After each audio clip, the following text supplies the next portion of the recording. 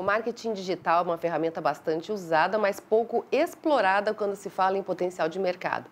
Para falar da importância dessa ferramenta para os pequenos empreendedores, nós convidamos a publicitária e jornalista Joyce Bandeira. Tudo bem? Tudo bem. Bom, a gente sabe que para os pequenos empresários, às vezes é mais difícil conseguir, por exemplo, um anúncio numa mídia grande, né? Numa TV, por exemplo. E o bom da rede social é que acaba focando mais naquele público também, o tiro é mais certeiro, né? Isso, e dependendo do segmento, nem é necessário estar numa grande mídia, né? Você vai trabalhar de uma forma mais local, então você precisa muito mais de estratégia do que volume. E isso é o que eu venho percebendo que acontece muito com os pequenos empresários, o microempreendedor individual, e até porque dependendo do lucro que ele tem hoje, ele não consegue ter uma empresa para desenvolver toda essa estratégia para ele, né? Então, o marketing digital se torna uma ferramenta que ele consegue desenvolver sozinho, né, algumas questões com um treinamento e consegue, né, alavancar a sua empresa, vender bastante. Agora a gente percebe que tem muita coisa que pode ser explorada ainda e que o pessoal acaba às vezes ficando fazendo as mesmas coisas, né? Sim, é aquela ideia de estar na internet, tem que ter um Facebook, um Instagram, um site. E, na verdade, você precisa da estratégia. Então, olhar primeiro para dentro da empresa, ver onde está seu público, onde estão seus concorrentes, qual é o melhor canal de venda. E, a partir daí, selecionar uma mídia social ou um veículo para estar trabalhando, né? Não precisa estar em todos os lugares. Mesmo quando se fala em mídia social, né? Hoje,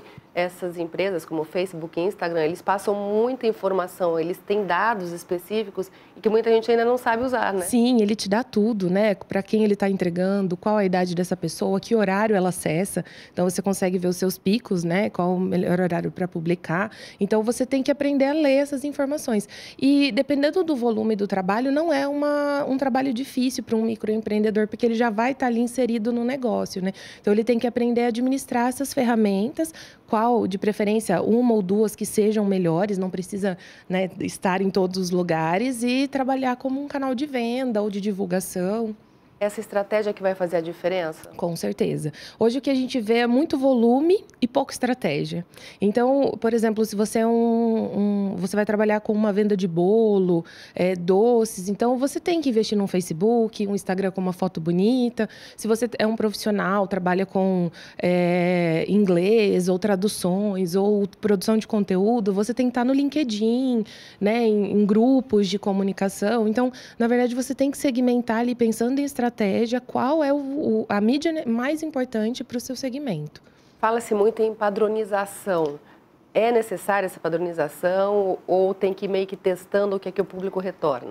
Eu não gosto, para falar bem a verdade, eu sou contra a padronização, porque fica tudo muito não humano, né? E quando a gente trabalha com o microempreendedor, principalmente, ele já tem ali uma identidade muito envolvida com a empresa. Então, é muito mais você encontrar a sua identidade do que padronizar. Então, quando você encontra a sua identidade, você já vai trabalhar com uma linguagem visual, uma linguagem textual um pouco mais unificada, mas não quer dizer um padrão, né? Escolher lá uma cor, uma tendência e trabalhar com ela.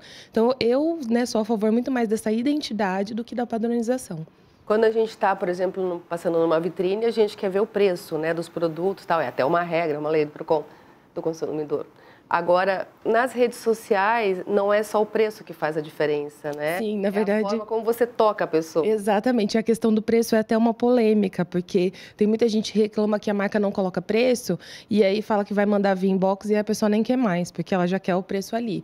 Então, a gente tem esses perfis de consumidor. Então, o consumidor que vai buscar pelo preço, então me informa, eu vou decidir se eu quero comprar ou não. E aí, a gente tem as pessoas que você vai criar um relacionamento, que a gente chama do marketing de relacionamento, né? Trabalho em embalde marketing nesse sentido, que ela vai estar ali envolvida com a marca, ela quer conhecer os valores da marca, quem é você, como é feito o seu produto. Então, você vai encantar ela antes de vender. Então, não é só o preço da vitrine ali da loja que você está passando na rua, né? É um envolvimento mesmo, um relacionamento que você desenvolve com esse consumidor. E como é que faz para encantar esse consumidor? É tentativa e erro? Tentativa e erro e uma análise muito crítica do seu negócio, né? Pensar em valor. Hoje o consumidor está muito ligado à questão do valor da marca, se o produto é vegano ou não, qual é o processo de fabricação, quem está envolvido nesse processo. Então, tentar resgatar, porque às vezes a gente tem a ideia, mas a gente não olha para dentro.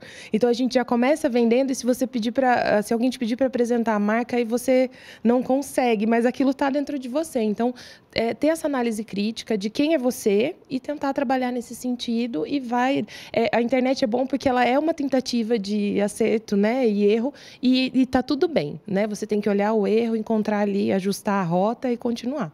Agora, e quando acontecem aquelas situações de crise? Ou seja, tem uma resposta atravessada, alguma coisa, qual é o ideal de se responder a isso, não responder? De uma gestão de crise, né? Eu acho que a sinceridade e a transparência é essencial. Então, aconteceu alguma coisa, primeiro avisa, olha, nós ficamos sabendo que aconteceu isso, vamos averiguar o que aconteceu, e aí posiciona mesmo o cliente, né, o consumidor, e seja muito sincero. Então, tem gente que tem medo da crítica e deleta o post, e, na verdade, isso vira uma energia extra, né, para a pessoa reclamar. Hoje, a gente tem a cultura do reclamar, né?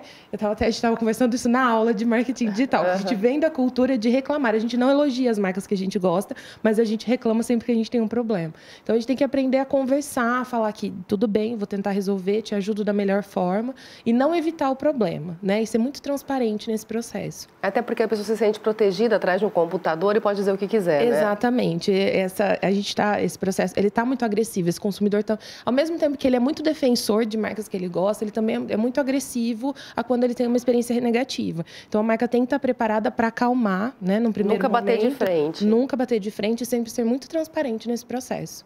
E aí que entra uma outra estratégia também, que é a de gestão de crise, né? Na verdade, hoje a gente tem especialistas em gestão de crise, que são empresas que você contrata para trabalhar ali quando acontece alguma coisa, a marca tem algum problema, o produto tem algum problema. E é importante sempre ouvir, né? Hoje, eu percebo que o marketing está muito mais ligado em você ouvir o consumidor do que você tentar vender alguma coisa para ele. É que o trabalho é para ele, né? Exatamente. A gente não produz mais algo para alguém comprar. A gente olha o que a pessoa quer e oferece um produto para ela. Então, tem que ouvir e estar sempre aberto, né, conversar com essas pessoas. E na dúvida, claro, tem sempre profissionais aí, até freelancers, que podem dar um apoio, uma ajuda. Né? Hoje eu mesma trabalho com mentorias para pequenos empreendedores, então o próprio Facebook te dá treinamentos gratuitos. Então, hoje você escolhe, né, ali onde você quer estar e aí você vai encontrar inúmeros conteúdos para trabalhar, bons profissionais também. E é legal até você encontrar um profissional que encaixe com o seu negócio também, né, para você compartilhar desse valor. Isso é importante também. Só não pode postar de qualquer forma, claro, né? Que não. Aí também é que é a imagem da empresa, né? A gente tem que cuidar da imagem. Com certeza. Obrigada, viu, Obrigada. pela participação.